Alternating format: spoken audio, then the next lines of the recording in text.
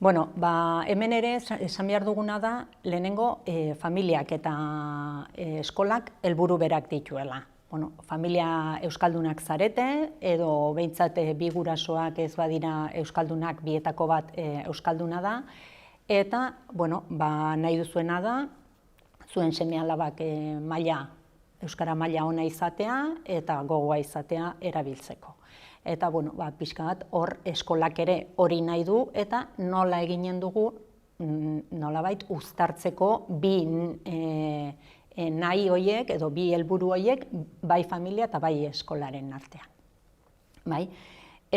Bueno, batzuetan pentsa daiteke familia euskalduneko ikasleek berez izanen dutela, baina bueno, hori aztertuko dugu pixka bat aurrerago zer den gertatzen den. Bueno, lanak banatzeko garaian guri gustatzen zaigu hitz egitea erdiguneari buruz. Bueno, prestakuntzan, batez ere irakasleen prestakuntzan da, irakasleei laguntza ematen diegu haien lana hobetzeko gela barruan. Zeren eta beraien erdigunea eta eragiteko ahalmen gehien duten gunea hori gela da. Orduan, irakasleen lana gelan kokatuko genuke, hortxe dago, eta familien lana, noski, familia inguruan edo etxean esanen genuke dagoela. Bai familiak bere inguruan edo eragin eremuan edo bai eskolak bere eragin eremuan ez badu lan hori egiten, azken finean egin gabe gelditzen da. Beraz, horregatik, iruditzen zaigu hau kontuan hartzea eta bakoitzaren rola non garatzen den batez ere eta bereziki kontuan hartzea oso garrantzitsua dela kontu honetan, ikasleen hizkuntz gaitasuna dela edo zuen seme-alaben hizkuntz gaitasuna eta motivazioa izan. Esan dugun bezala, familiak eta eskolak bakoitzak badu bere rola.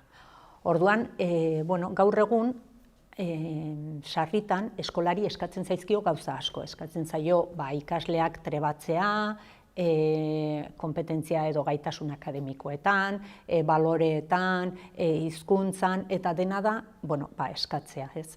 Baina azken finean ikusi behar dugu eskolan, zuen seme-alabek eskolan pasatzen duten denbora mugatua dela. Beraz,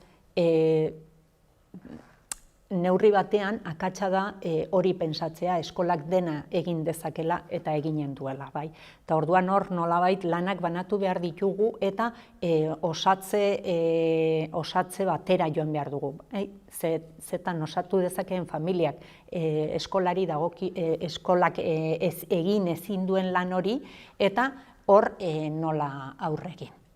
Bueno, lanak banatu ditugu, baina baita ikusten da batzuetan lan horiek bat egiten dutela.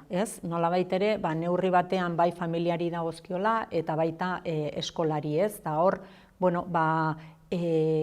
jakiteko noraino iristen den bat eta noraino iristen den bestea, egokiena da jakitea, familia jakitea zer egiten ari diren eskolan eta eskola jakitea ere familian ze laguntza duten.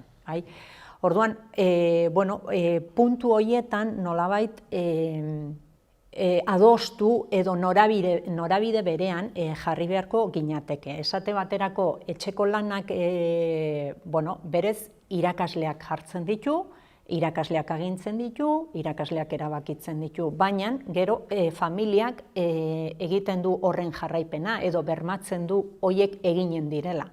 Gauza bera ere, gerta daiteke, baloreekin, balore batzuk transmititu behar dira eskolan. Eskolan transmitituko dira, baina gero balore horiek ere nolabait familian ere transmititu behar dira. Beraz, hor osagarritasun hori beharko genuke. Bestalde batetik ere, eta bukatzeko kontuan hartzea, ikuspegi oso bat behar dugula. Horregatik importantea da jakitea zer egiten ari den eskolan eta zer egiten ari den familiak. Ikuspegi oso horrek aukera emanen digulako ahulguneak eta indarguneak ikusteko. Eta ahulgune horietan nolabait zelan egin dezakegun aurrikusteko eta egiteko. Bai. Eta hori litzateke pixka bat arlo honetan nabarmendu nahi genukeena.